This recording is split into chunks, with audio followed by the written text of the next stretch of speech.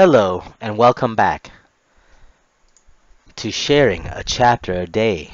This is Do, Ra, me, and today I will be reading Chapter 102 of Engagement in Peril by Dara, Odoe, Sok.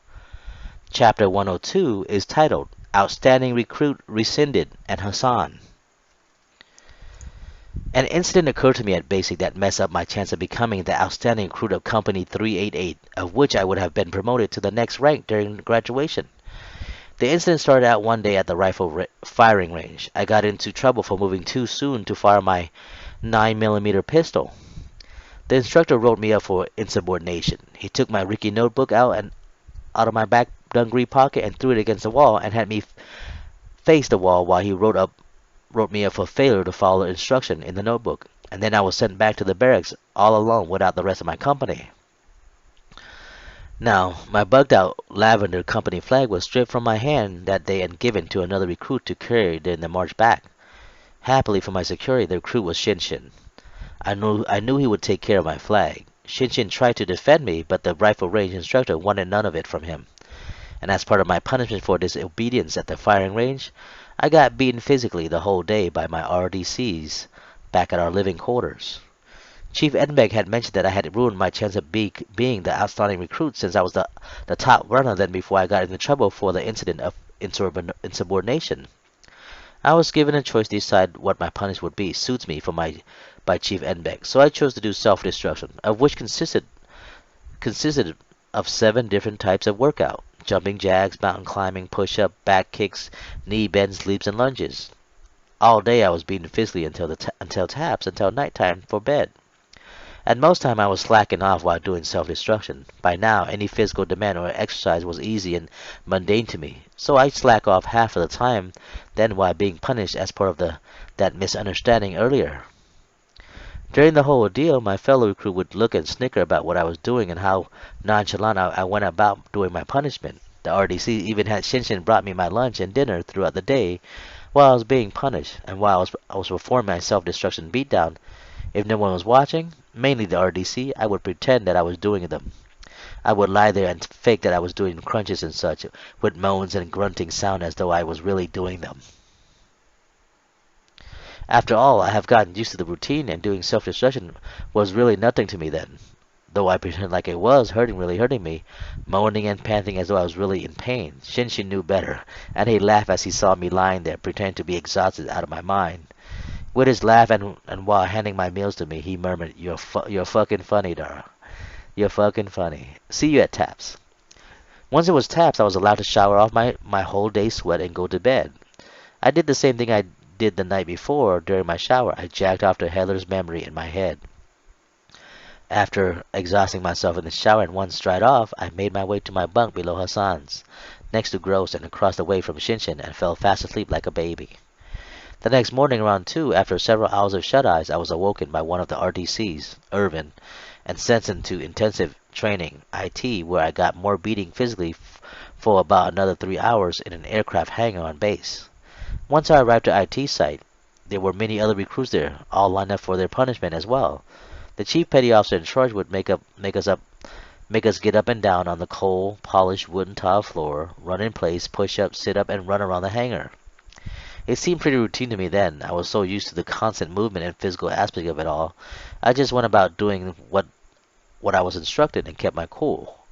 During that morning session of IT beating, the formation of runner that day was as follows. All the heavy and out-of-shape recruit were placed up front and the rest behind them.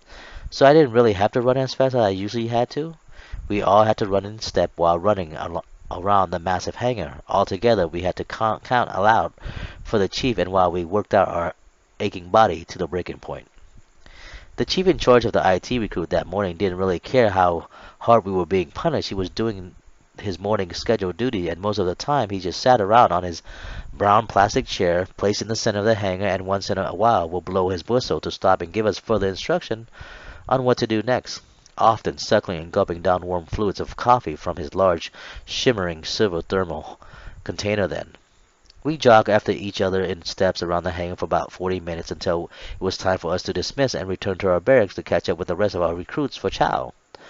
That was the only time I got into trouble and sent to intensive training at basic, which ruined my chance of winning the Outstanding Recruit Award for Company 388 then. Now, another shipmate of mine, well, he had a different approach to boot camp. Hassan Misha was his name.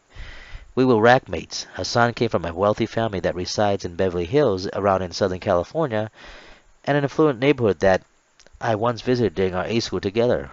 Hassan himself resided in Manhattan Beach, California. He had joined the U.S. Navy after leaving the University of Southern California, USC, during his junior year of college. Out of the blue, he decided to just drop out of the university and join the Navy. He had the rank of an E3 then. He had told me during our friendly conversation that he wanted to get away from everything that was going on in his wealthy, silver spoon-fed world, and especially to get away from his family. Hassan seemed to always get into trouble at basic. He always found a way or two to be yelled at by RDC and other RDC amongst the command. He was constantly being sent to TPU, Temporary Punishment Unit, which was more rigorous and harsher than IT. Their routine of punishment consisted mainly of running in place, hours at end, with a 12-pound rifle over their head and their arms stretched out into the air above. Hassan had probably built up a tolerance to that daily TPU ordeal, and every time he returned to our barracks after his beatings, he's usually drenched in his own sweat from shoulder to toe and seemed to be tired out of his mind, but he always carried a smile on his pale freckled face, resembling that of Shinshin's usual smirk. Like most of us, Hassan wasn't allowing anything or anyone to get to him. Company 388 recruits have developed immensely. We have all grown strong, grown individually and together, both physically and mentally then. We were all strong will. Hassan and I eventually had similar orders to San Diego to Hospital Corpsman A School together after graduating from basic in late September 1995. Company 388 usually got beat physically all the time by our RDC, no matter if we did right or we did wrong by them, or how much our company accomplished and was honored by the command. Our RDC enjoyed beating the shit out of us physically and at times mentally as well. Those beatings gave us strength and our character and made us stronger. That was their excuses for being so hard on us all the time. They were right though. The constant hammering on us made us strong and got us to work together as a unit. We were a band of sailors then, all 80 of us. Thank you for listening. This is the end of Chapter 102. Be on the lookout for Chapter 103, titled Chief's Mistake. This is Do, Ra, me, and I'll see you later. Thank you.